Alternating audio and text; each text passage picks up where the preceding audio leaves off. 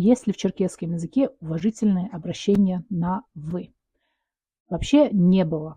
В черкесском языке такого обращения к старшим на «вы», вот говорить «ф», «дауфешет», «сетфицер», «сетфезухер» и так далее, у нас такого не было. Но в последнее время все чаще мы сталкиваемся с тем, что молодежь или даже не особо молодежь, вот, допустим, люди моего возраста или там 40-летние, очень часто от них можно услышать, что они обращаются к одному человеку уважительно на «вы».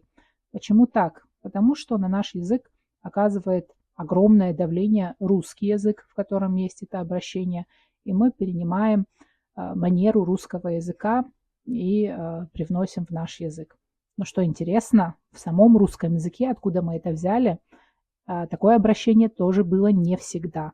Оно появилось, скорее всего, в эпоху Петра I, а до этого, если смотреть письменные источники, такие как былины или еще что-то, то там можно видеть, что даже к князьям обращались на «ты».